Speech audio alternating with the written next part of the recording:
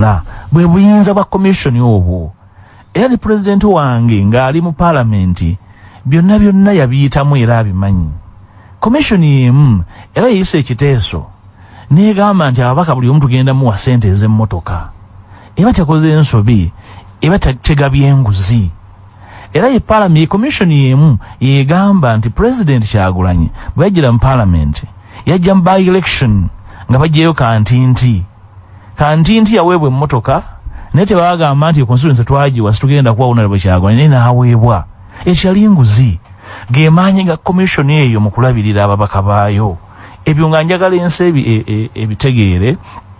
nti obuli bwakola ekyo newobanga olowooza nti bandirinzeeko bw'oba okyogera mu mutima mulungi tokikola kusiga bukyayi na kusiiga muntu nziro oyisewo ebyamangu era toweeyambisa mbira nti bannange abantu baavu nnyo eyali nguzi ani atamanyi bwavu buli mu ggwanga muno obwavu bubeera mu ggwanga bw'oba wampuuga honoraria oba gratuity oneefuuka enguzi ndowooza navudde ŋŋamba nti ebyamateeka bitegeerebwe ate byawulibwe ku byobufuzi ekyo kyekyamateeka nekyokubiri medi bw'obanga ozudde omuli w'enguzi osobola okukwata omuzindaalo n'ogamba nti ffe tumugambye akolebwa ati tumusonyiwa osobola okusonyiwa omuli w'enguzi medi ng'otuddeawo ku muzindaalo omuli w'enguzi bamutwalawa era bw'oba n'omuli w'enguzi n'otamutwala mu kkooti kumuvunaana muba mukkaanyiza mu mbabeera bali banguzi ebeera connivance so n'olwekyo ekyo kyoyogeddeko wontandikwa kwabadde kusalira kwa maanyi nti straba singa wabaddewo obudde obumala ensonga zino zantegerekese mu bulambukufu bwazo mu mateeka era simanya ani yamisiriidinze president wange okufulumya ekiwandiiko ekyo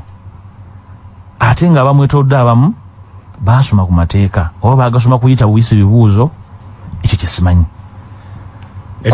kubanga oyinza okunenya omukulembeze neosobola kutandikira ku bamwetolodde bwebabanga amateeka bagamanyi babadde bakola byabufuzi nga babikolera ku nze badde bayisaawo ki essaawa ne zitawo 24 ate munnabagamba president nti eyo yabadde ensobi mwami Medi bwembeera mu bukulembeze bwembadde lop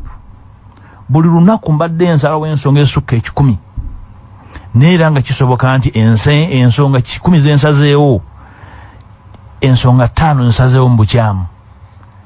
era bwe nayitanga bwe nabanga nkoze ensobi nga ngaba nange nti nasazeewo bubi tukole tutya ne bw'oba olowooza nti okwo kwali kulamula ku kukyamu kuba kuwanika muntu kalabba ne bw'oba olowooza nti mu mateeka kituufu naye twandikikoze differently twandikikoze mu ngeri ya njawulo ekyo